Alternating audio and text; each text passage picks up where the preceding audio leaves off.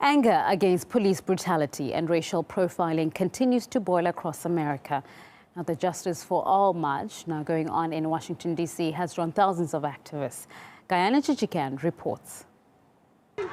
Here at the U.S. Capitol, thousands have marched calling for an end to impunity with which police use excessive force. They're chanting, "Hands up, don't shoot, I can't breathe." I can't breathe, of course, words Eric Garner pronounced moments before he was killed. What people saw in the video of Eric Garner's killing is that you don't have to be threatening to the police to use excessive force. Eric Garner didn't look threatening at all. What these people call for is justice in many other cases as well. Stand together peacefully and tell them what we want, give them our demands, and I think them seeing us as a unit peaceful, I think that would open their eyes and their minds, and then change will come from there.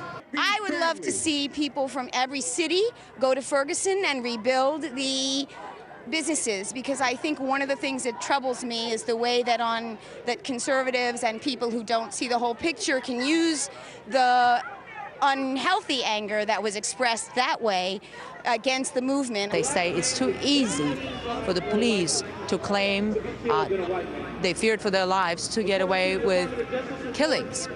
And they feel prosecutors are not doing a good job to get these officers charged. They also believe it is about race.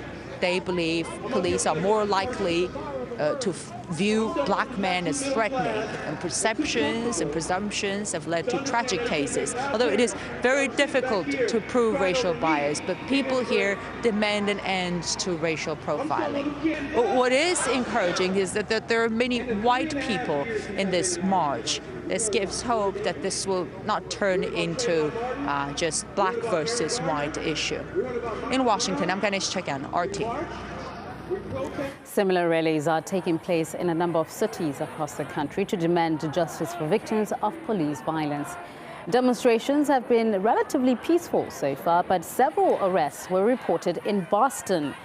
Meanwhile, in New York, Brooklyn Bridge was shut down after protesters blocked traffic there. Alexei Rashevsky reports from the city.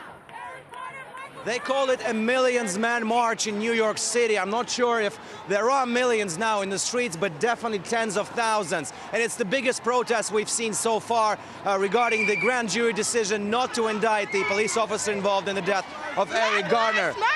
As you can hear, the protesters are chanting "Black Lives Matter, hands up, don't shoot."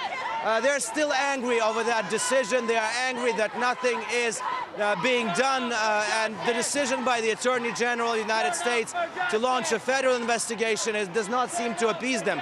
You can see for yourself, the crowd is literally endless. It's really hard to see even the end of this crowd, which stretches for miles down the 6th Avenue in New York. And again, this is the biggest protest we have seen so far. The police presence here is huge, but there have been no clashes, no confrontations between the protesters and the police. So far, it's been only about chanting and delivering their message. One of those messages actually is that the chief of NYPD, Breton, must be fired. And this is the initial demand of the protesters. This is something they are insisting on. And until this demand is met, we understand that they will be continuing to take people into the streets. We will see whether those protests will result in any confrontations and scuffles like it happened last week when more than 300 people were arrested, but so far it's been very peaceful and very organized. Alexei Rashevsky, RT, reporting from New York City.